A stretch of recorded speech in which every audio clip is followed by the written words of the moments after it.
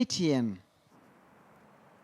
Well, and as that happened, popular Kenyan musician Jaguar today cried real tears alongside his supporters at the Jubilee Party headquarters as they protested the outcome of the Jubilee Party Nairobi primaries. Jubilee has received over 400 complaints following the highly competitive process that ended Wednesday. Timothy Otieno now reports on the nomination fallout headache likely to face the ruling party.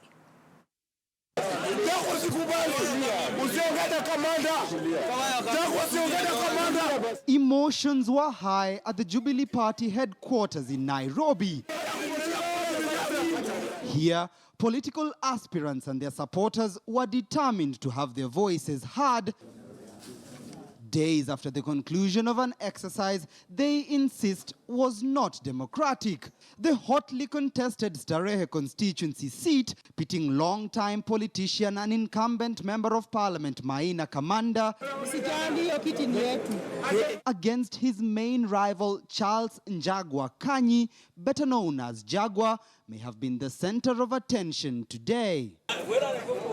Both individuals made their way to the party headquarters, although their matter will be heard Sunday morning by the Disputes Tribunal. That young man, Jaguar, it's like my son. I have no problem with him. If he says we talk and that we want to sit and sit down, I will not tell him, no, I don't want to see him. Because at the end of the day, we want to deliver this city. I have no personal grudge against anybody. Maina Kamanda amesema he is ready to sit down with me. Me, I'm not going to have a sit down with anyone, and I'm not going to go back to the elections again because we won, and my people have been calm.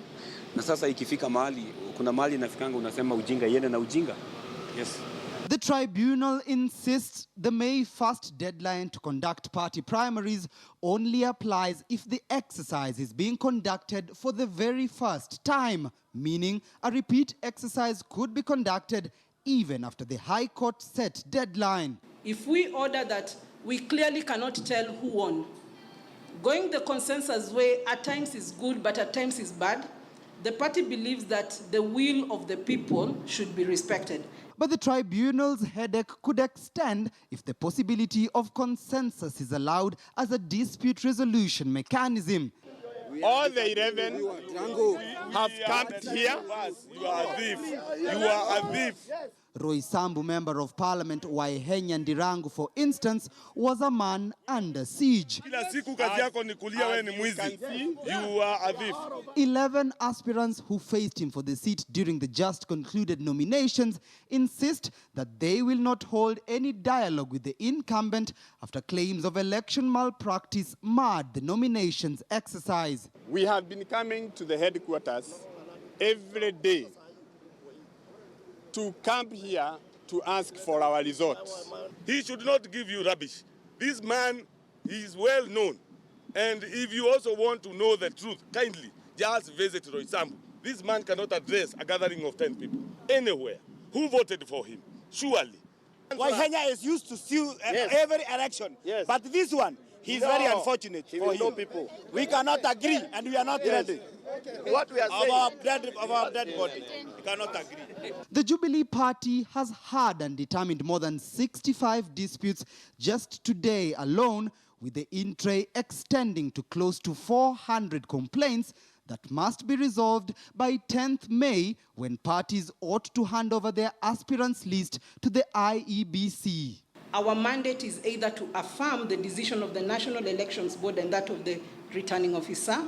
Secondly, we can nullify the results that have been delivered to by the returning officer.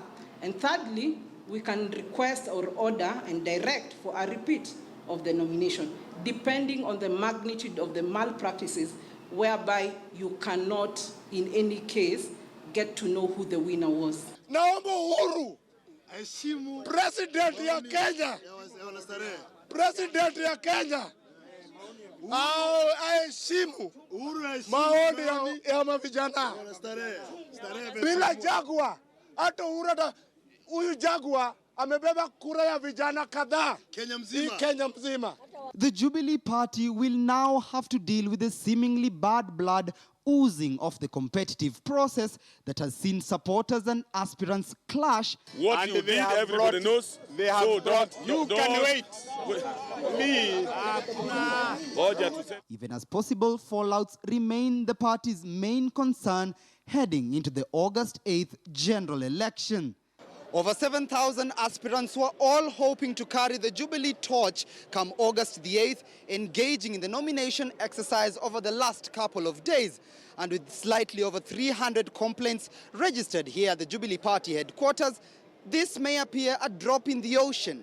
But tell that to the aspirants who now face the possibility of possibly having to resolve their issues through consensus, considering the strict timelines governing the election nomination period.